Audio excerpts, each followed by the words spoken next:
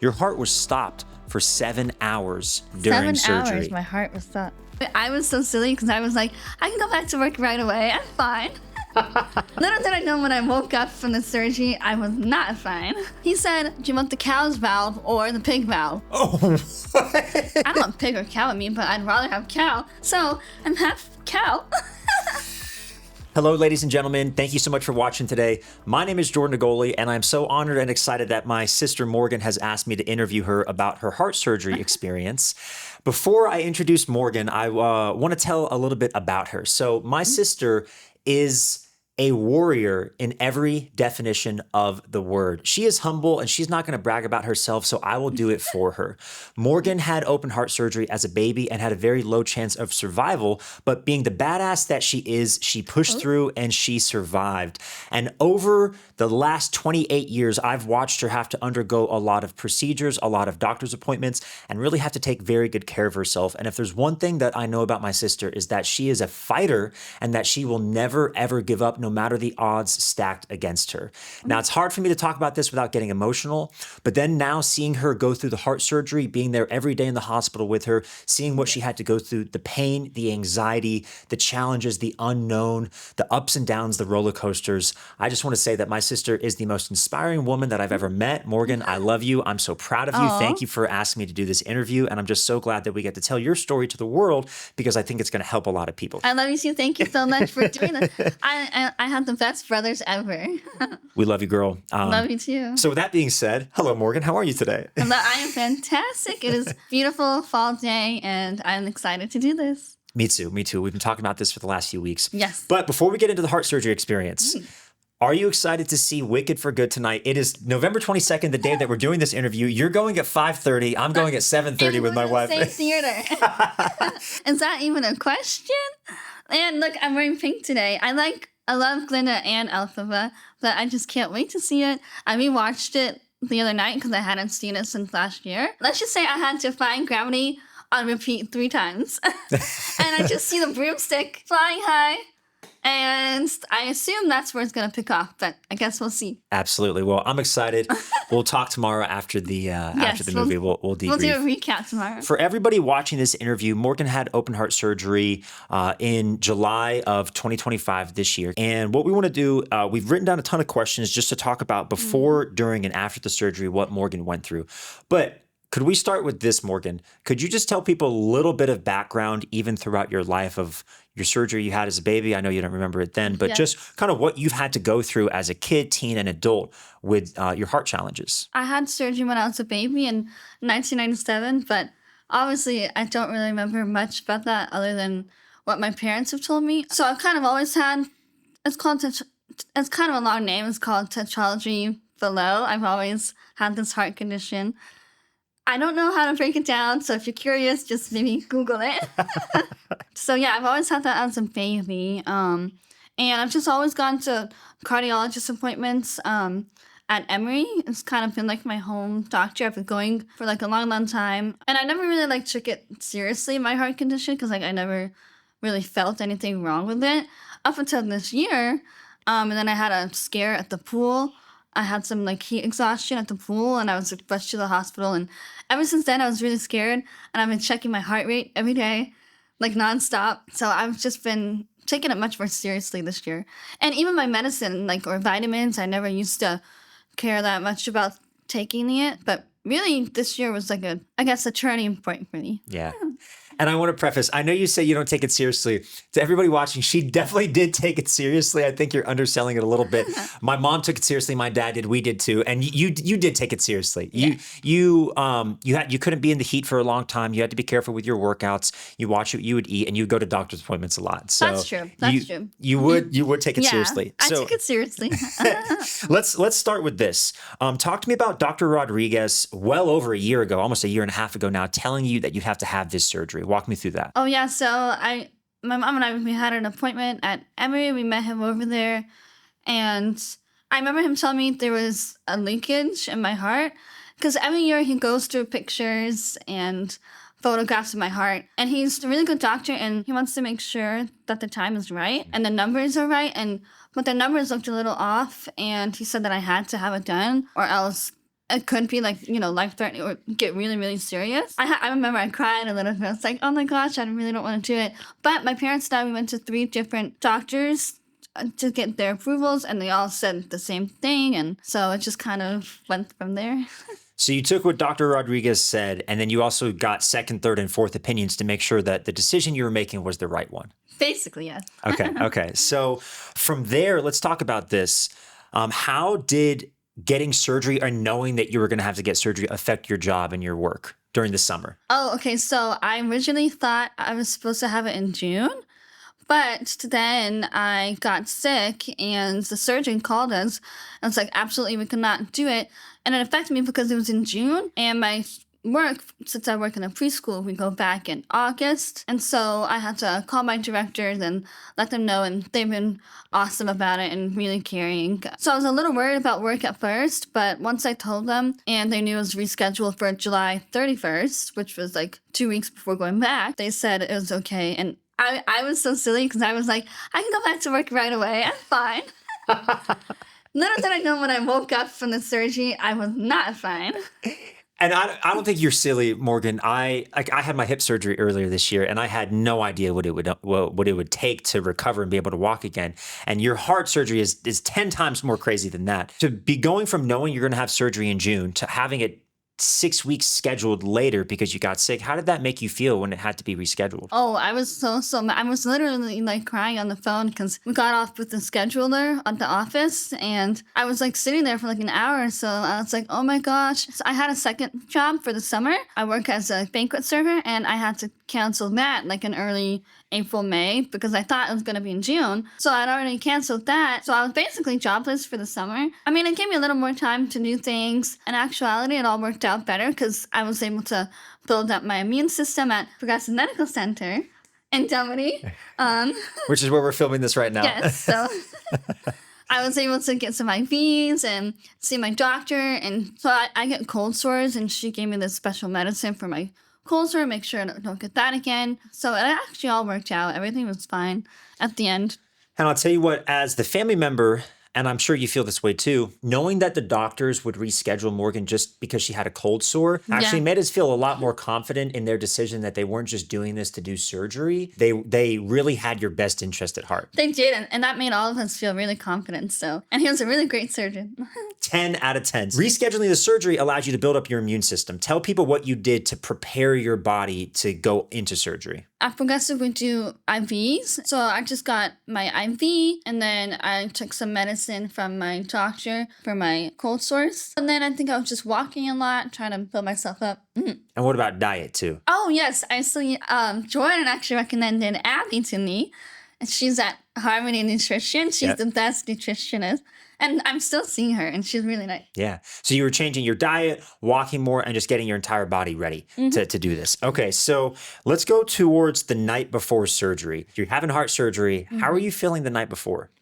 Actually, I felt a lot more calm, and I really didn't think I was going to be able to fall asleep. But I felt really calm, and I was able to sleep okay, and I was actually excited, which is kind of weird. No, I don't think it's weird. I think you've been waiting well over a year for this, and then you had to delay another 6 weeks. So you were just ready. You were ready to do it. Ready to get over with. What was it like the morning of surgery going there and getting to the hospital? Well, we woke up early, 5 a.m. I had to say goodbye to my cute little latte, my little cockapoo.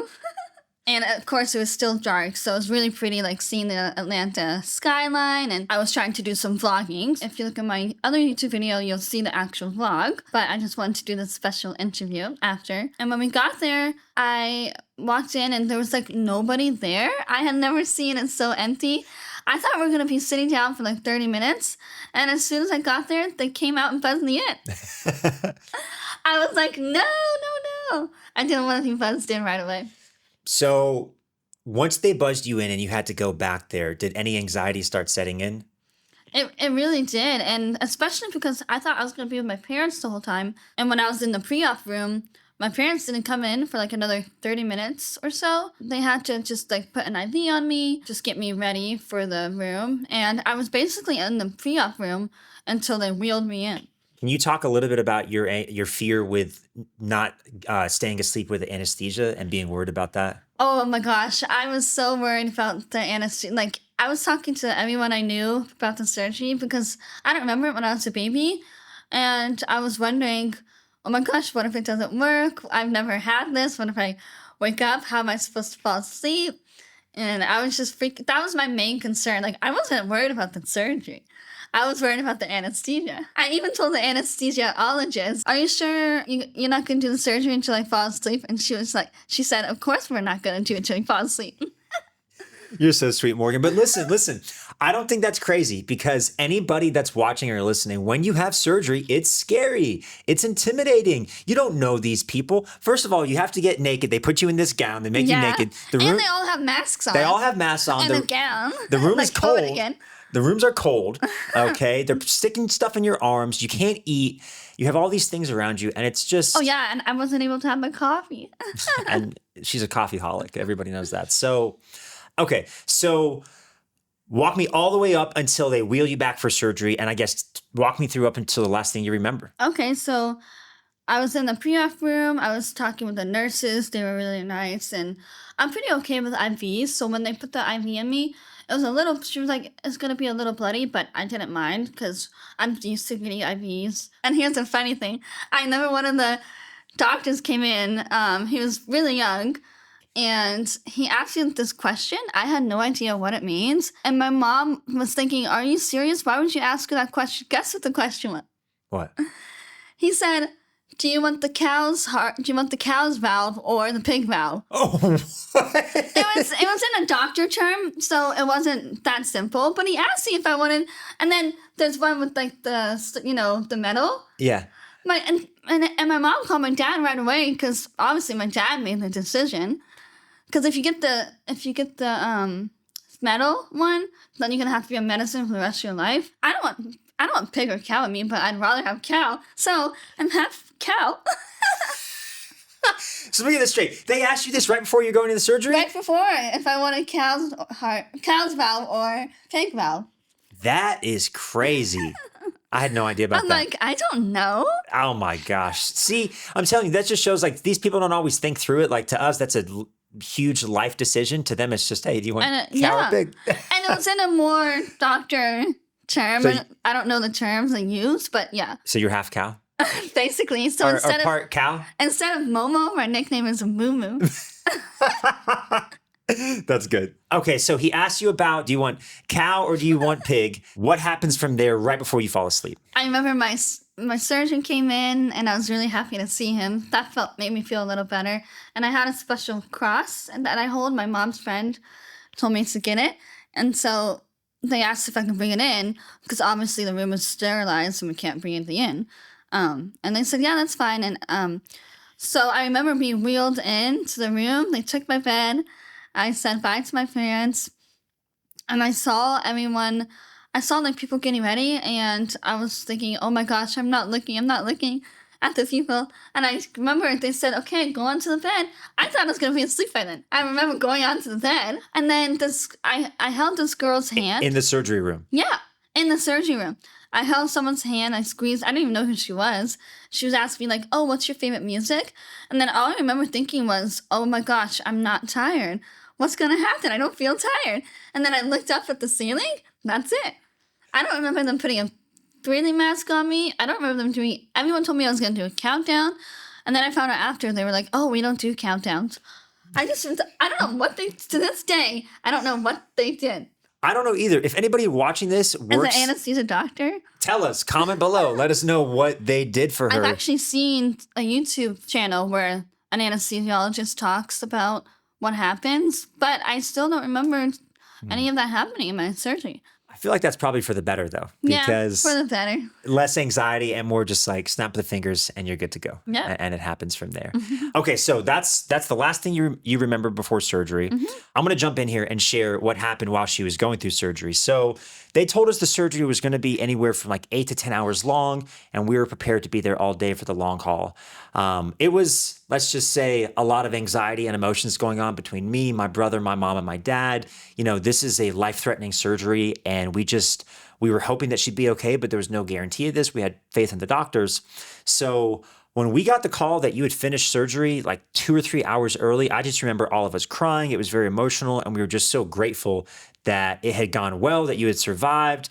We're so appreciative to the Emory doctors. Okay, so one of the things that I don't think any of us were aware that was going to happen was your heart was stopped for 7 hours during 7 surgery. hours, my heart was stopped.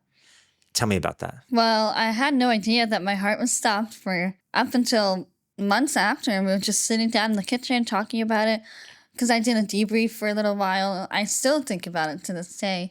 And my dad was just like, "Well, Morgan, yeah, your heart stopped in the surgery for 7 hours." I was like, "What?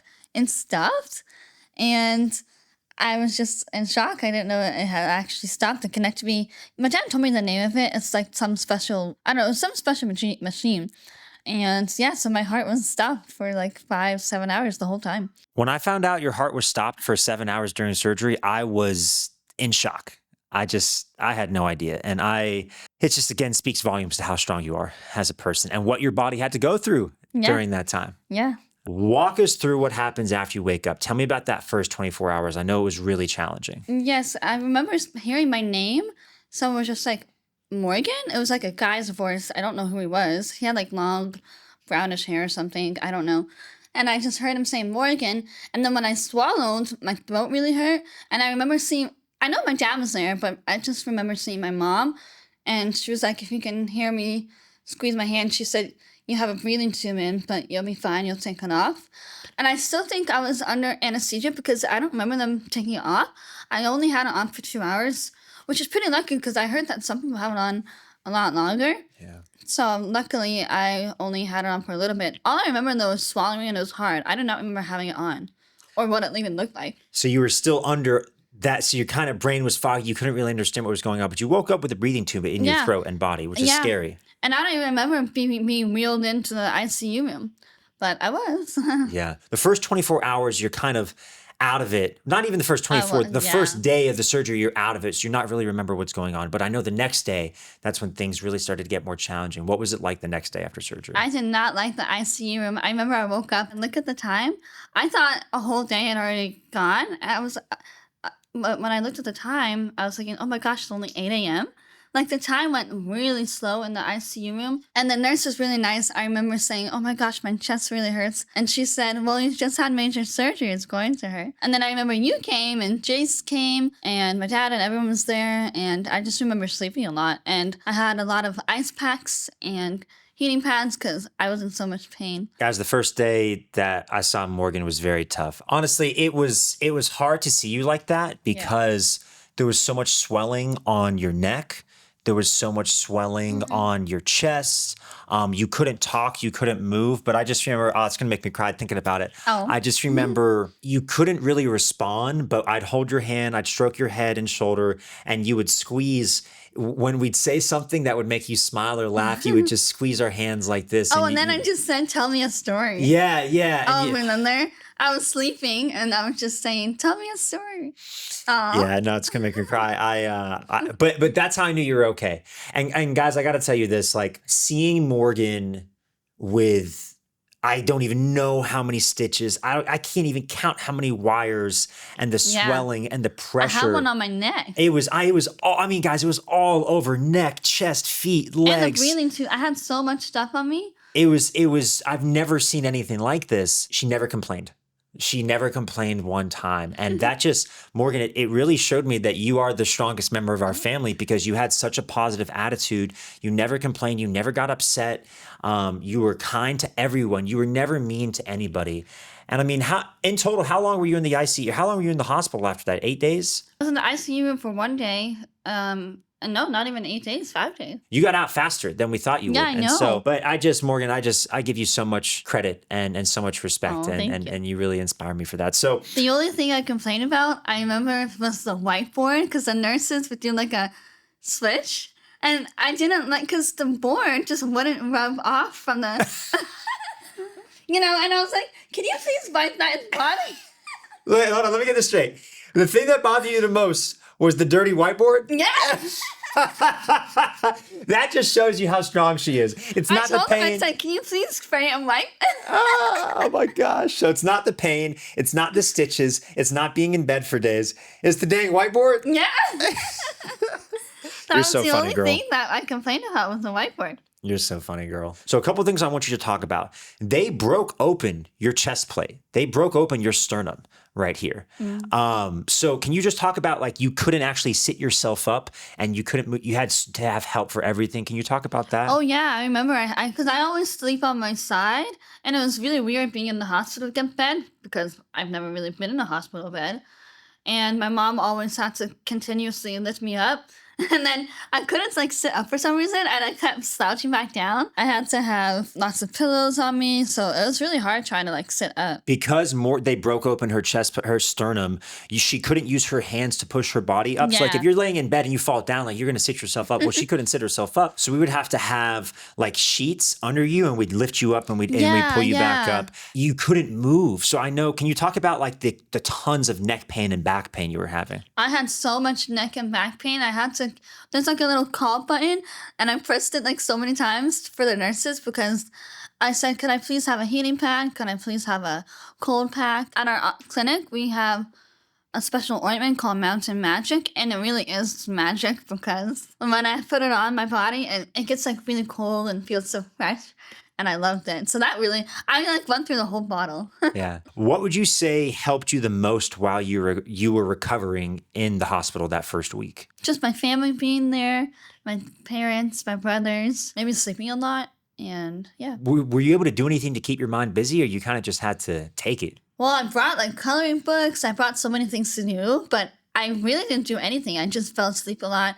And then I was just going on my phone, really. I couldn't really do coloring books. I did that when I got home. I know. And that was the other thing, just speaking to Morgan's resilience, is when you're in bed all day, every day for hours, and they're waking you up every 2 to 4 hours. Oh, yes, they wake me up. Even during the night, I actually got more sleep during the day. Yeah, because they're constantly having to check your heart. Can you talk about the visits from Dr. John every day? Oh, yes, Dr. John came to see me every day, and his assistants. And they would just check on me and see how I am. And they were really great, just always being there for me. Yeah, he said everything was looking good. Eventually, slowly, I was able to get my tubes out, all my wires out. I felt back to normal because I couldn't even get up. When I got up out of bed, I couldn't even go to the bathroom. I had to have like a mobile bathroom. And the nurse was like, why are you itching to sit down? And I'm like, well, my legs feel numb. I have to sit down. She said that? Yeah, she said, why are you itching to sit down? Because I just had heart surgery, lady. Yeah, I know. I remember one of the nurses. Most of them were really nice, but I remember someone telling me that. I'm like, I need to sit. These people, I bet they haven't had heart surgery. Okay. Probably not. So they don't understand what it's like. So, okay, what did you have to do to be discharged and cleared to leave? I know they made you walk on your own. Yeah, we had a physical therapist, and he was really nice. So he came a few times, and they had a occupational therapist. So that one was just like making sure I could go to the bathroom, making sure I could walk to the sink. And I actually hadn't, before they discharged me, I hadn't walked that much. So I was a little concerned because they said my numbers were good and everything. Oh, I also had to have potassium. And I really struggled taking my medicine, especially that one. So I remember I was literally crying one day when Dr. John came in. I was saying, I did not want to take my potassium. I had to break down my medicine. I think it was because my throat was really hurting, and when I swallowed the pill, I was just nervous because now that I'm home, I've been fine taking them. Yeah. I think I was just scared in the hospital, so I had to get more potassium. So eventually, he let me off the hook with bananas, but I hate bananas. So finally, when I got home, we made a banana chocolate milkshake. Which I feel like you earned and deserved I by earned that. and deserved a banana chocolate milkshake. I just hate bananas. I don't know how people can like bananas. It's Do you okay. like bananas? I actually do not like the texture of bananas. No. But I like strawberry banana smoothies and Ooh. chocolate peanut butter smoothies Ooh. and banana smoothies. Okay, so you get home from surgery. Walk me through that first week. What was it like at home? Because I know you were not able to do as much as you thought you'd be able to. Oh, yeah. I remember I could barely even walk around. Because I remember Dr. Rodriguez's assistant told me I had to walk at least 40 times a day. Or 40 minutes a day, not 40. But I remember the first night I got home, my dad picked us up Dr. Rodriguez said bye and let me take a picture with him because I want to post on my, I've been updating everyone on Facebook. So I wanted to post on my Facebook page a photo of him. So finally we were able to leave and be discharged.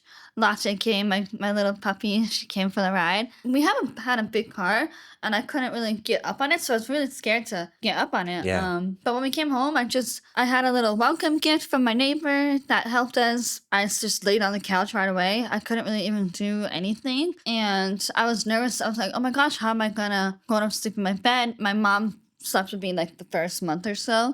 And Jordan helped me build a shower chair. I remember that. Oh, I forgot. Yeah, I forgot Yeah, you about that. remember? Yeah, I came over. He came over quite a bit, and he came over like every day when I first came home, and in the hospital too. So Got to. Well, what's interesting about this, guys, is I had hip surgery. yeah, like not long before. I had hip surgery May 22nd. She had surgery July 31st. And what's crazy is had her surgery not got delayed, I wouldn't have been able to come and help you at all because I almost couldn't. Oh. I couldn't walk or drive for 2 months after that. Oh, yeah. And so the shower chair that I gave her was the one that I was using after surgery. Yes. Well, what you went through was, I'm not even comparing, it was a million times worse than what I went through. But we both had surgery, so we were bonding over that of just not being able to do things with our body that we wanted to. And I know that first few weeks, it was just a lot of you sitting around and not being able to do stuff. I did a lot of crossword puzzles. I had people come to visit me because I thought I was gonna have all these friends come to the hospital, but I was like, no way, I'm just gonna have my family. I don't want. There was one day where I felt pretty good. Oh, I forgot to mention they gave me a blood transfusion because everything was pretty kind of low. I've always had low blood pressure and everything, and after that, it really changed me after my blood transfusion. I remember that because your heart rate was up and your blood pressure was up. I didn't know it then because they didn't want me more anxious, but my heart rate was like over 150. Obviously, they didn't want to tell me then. I would have had a panic attack. Yeah. But plus, because your heart is working overdrive trying to heal itself with what Yeah. you were going through. So let's talk about mom being your nurse. Oh, Okay, she's talk the about best that. nurse ever. Oh my gosh, she gave me hot water bottles. And if you don't know that, it's like a British thing. And it just like makes you so warm and fuzzy. She helped me with my pillows. And I had a bed rail on my bed. We got like a little hospital rail. And she just always put Mountain Magic on me. She would help me cook breakfast in the mornings because I had to have food with my medicine. And she would just go above and beyond. I mean, she always does. Yeah. And my dad's always really helpful. He's giving me electrolytes. His usual thing. Our dad's a doctor. Yeah. And Progressive Medical, which is where we are. So go look online. we appreciate you, Dad, and Mom. We have the best parents. We Yeah. got very lucky with Mom is an angel and Dad is a warrior too. Well, Yes. they're both angels and warriors, but And our other brother, Jace, he came over too, and he was really helpful. yeah, Jace is awesome too. So walk me through what the following weeks were like after surgery, how you're slowly recovering and what you would have to do. Well, I remember putting the timer on in my phone and start walking around the kitchen, building myself up again, walking up the stairs. Oh, my parents had to walk behind me and in front of me the first few weeks because I was also really nervous and I always get out of breath. We have a lot of stairs. First of all, I hate stairs no matter what. Oh, and the biggest struggle was sleeping on my back because and even when my doctor told me I could finally go on my side, it still hurt and I didn't really want to do it for the first few weeks. But now come November 20th or something like 22nd, I don't feel any more pain and it was very swelling. But yeah, slowly over time, I built myself back up. And I've been going to a cardio rehab class. Everyone there is awesome. It's Wellstar and Roswell's. Everyone is just great. I've made a friend there. I go to her house and play with the dogs.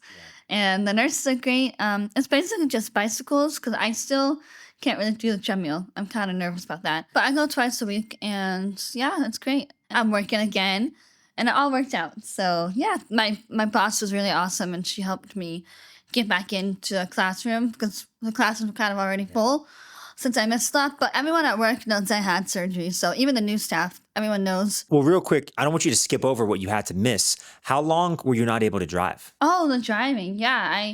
wasn't able to drive for like 3 months. But finally, like the first week in November, I was able to drive again. Yeah. And the other thing was, everybody, because Morgan had her sternum broken, that had to recover. So your heart was not just recovering and your stitches were recovering, because she's got a beautiful dress on right now, but you've got a gnarly scar. I have a big scar. I'll try and show. It's like from here to here. So it's huge. The scar is huge. You're a badass. Okay. It's a really cool scar. But I've been using scar cream now. that had to heal. Your sternum had to heal. So if you would have fall at all, you would have been in excruciating pain. And it's actually still healing. So if like anything were to happen, even now, my mom said you could be rushed back to the hospital. So it's still healing. You have to be very careful. It's only 4 months. And I just want people to understand that, because the thing was, Morgan, you're beautiful, but you looked way better than you were. Like, if you were to walk in the first couple weeks after surgery, you would just think Morgan maybe looks a little like she's pale. a little paler under the weather on the couch. But little did you know, her shirt's down, and then you see the scar. So I know that was that's just tough, because when you go out in society, people don't know that you have a one really, But right now, you don't look like you just had heart surgery. And I have a disability sticker in my car. And if someone sees me, they might be like, why does she have that? So it's good to remember, people, you never know what someone's going through. What they look like on the outside is may not what is actually happening with them. Yeah. Can you talk about the medication that you've had to be on after surgery too? They put me on Eliquis, which is a blood thinner, Metrolapol, which I think helps your heart rate slow down or something, and then aspirin, which aspirin is forever. And I also take multivitamins and vitamin D from the clinic. So yeah, it's been really helpful. Luckily they're really, really tiny, so I'm able to, have it without choking. Yeah. And I do it much better now that I'm not in the hospital. I don't know why I was a little nervous taking it in the hospital. How did it feel when you were able to drive again, and once you were able to go back to work? On the first day of driving, I was really excited. My mom was like, "Are you sure you don't want me to follow you?" I was like, "I'll be fine." I actually have my car here in the back. It wasn't in the driveway home. So we came here to Progressive. We picked it up. Even one of our employees was like, "Your car's been here for a long time." I'm like, "I know." I had heart surgery. And so I remember I just drove around here for a little bit, and then slowly I stopped off at a coffee shop, the Lauren Dunwoody, and I had that. And after I sat down, I was like, okay, I'm okay now. And then I just went, bam. Anyone can see my car. Orange Mini Cooper. If you have one of those, yeah, it's a good car. I've had it for a long time. It's a great car. It's a little but speed I would demon. like to get a new car soon. We'll get to that. We'll get to that. We'll get to that. So driving was awesome. How was it going back to work? It was great. I emailed my boss and I told her I'd come back. She said she had a spot opening in the toddler class because one of the teachers was leaving. I could be the third person for a little bit until she leaves. And she actually just left yesterday. I'm sad about that. I was really nervous. Eventually, I was like, I don't really want to go until January. I don't really know the kids. It might be better off to go in January. But I'm very glad that I went back now because I got acclimated. And I know I've only been back for like 3 weeks, but I feel like I know the kids already pretty well. And I know their parents. I know the staff. And it's just really nice. And I can see my old kids from last year and their parents. So it's kind of nice to just see everybody again and be back into a new routine and getting ready for work again in the morning and driving over there, listening to Kevin and Taylor on the Star 94.1. I listen to them in the morning. They're great. It's been really good. And my boss has been just really amazing with everything. So, yeah. Morgan, I'm just so happy that you're back at work and you're getting normalcy to your life back, and that you've been finally feeling normal again. You've been recovering so well. How would you say you feel overall present day right now? Present day, November 22nd, 2025, I feel great. Good. I have a few questions for you that I'd just love for you to answer to everybody listening and watching. What would you say was your biggest fear going into surgery, and was it better or worse than you expected it to be? Honestly, my biggest fear was just the anesthesia. And then also, I've been really anxious about my heart rate. And I've also had to change because I love drinking coffee, but I also had to change my drinking habits with that because I now always do decaf for the last 4 months. Even this drink right now, I've been doing decaf. So was it easier or harder than you had expected? The things you were scared about? It's like kind of medium because I still get anxious a lot and think I have like, what do they call it? Palpitations. Or like even sometimes I feel like a buzz. Or like if I eat too fast, I have to slow down. I think that it's my heart squeezing tightly and I freak out. Even when I do my blood pressure, I get scared to do my blood pressure. Yeah. Sometimes actually in the morning before I take my medicine, it's kind of high. Like this morning was 111, but I didn't freak out because I knew I was doing stuff and I didn't have my medicine. So just being scared about my heart rate and the anesthesia, and that's it. What would you say to somebody that's watching or listening that is going to have a surgery like you? What would you tell them? Well, if you're a Christian, you can just pray to God about it. If you're not a Christian, still pray to God about it. And make sure you tell all your family and friends so they know what you're about to do. And, if you need help with anything, they can help you. And just not be too scared because actually, like Jordan said, for his surgery, falling asleep is the easiest part. And that the surgery is the easiest part. It's just healing after is a little challenging. And actually, it was only the first month, really. So I would say it's just the first month for you. Yeah, best of luck to anyone else out there. I love that. That's great advice, girl. What would you say you've learned the most over the last few months of having heart surgery and recovering? Well, not that I did it before, but if you have a heart condition, make sure you take it seriously. Don't go out in the sun too long. If it's summer. Well, It's now not we're funny. approaching winter. The sun is still here in winter. You don't want to overheat. Yeah. And if you have a puppy who pulls you, you're not allowed to walk your dog for a little bit. Yeah, because everything's dangerous. Yeah. What do you have to do now going forward for the rest of your life to be taking care of your heart? And what's kind of the next steps in your journey? Well, I always have to go to a cardiologist, but that's only actually once a year. I don't know if it'll be a little more now since I had a surgery, but my next visit isn't until January 6th, which is a few days after my birthday.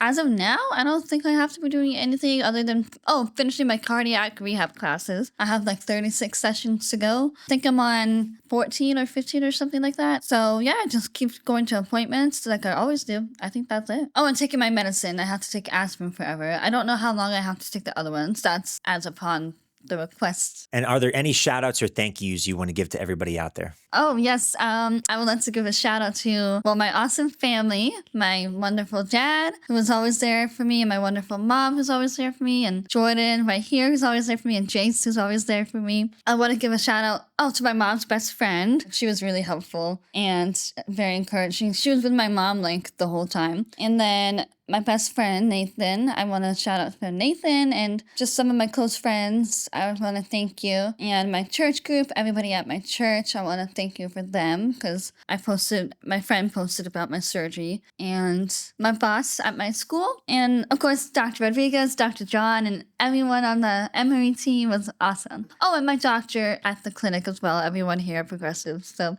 yeah. I love that. And Latte and Aslan. Well, Morgan, I want to give you a shout out and I want to say thank you for having strength and courage and resilience and for never giving up and for always being a fighter and for having such a positive, admirable attitude and approach to this because you really handled yourself with such grace and strength, and it gave me a lot of inspiration. It gave the family inspiration. And you're my warrior. You're my warrior sister. Oh, thank you. And I forgot. I want to say thank you for his wife, Kiana. I remember she brought me those beautiful flowers. That was so nice. I love those flowers. And she came over to see me too. Yeah. Thank you, Kiana. We Thank love you, you so Kiana. much. So thank you, girl. I love you so much. Yay. Okay, you're the Love best. you. That was And thanks nice. for doing this interview. And to everybody watching, follow Morgan's vlog. She did an entire vlog about the surgery, but she's also Yes. got a lot of other great vlogs And out I there. posted an update on my echocardiogram visit. So I have 2 videos on there. 2 videos. We're collaborating on our YouTube channels for this, so we'll link them all at the end of this video. We'll link them in the description below. But also, please comment below with any questions that you have for Morgan. I know yes, any you'd be questions. happy to answer them. I could do a Q&A. You can do a Q&A. And then if you're going through a surgery yourself, whether it's a heart or any type of surgery, just know that we believe in you. We're sending you positive love and energy, and that just take great care of yourself. Be patient. It is a very, very long journey. Be very patient with your body to heal. Our bodies are incredible mechanisms that can heal themselves, but believe in yourself. Take good care of yourself. Thank you guys so much for watching. Thank you for watching. I appreciate it. Thank you, Jordan. You're the best. Love you, girl. Yay. Love you Yay. guys. Thanks for watching. Bye. Bye.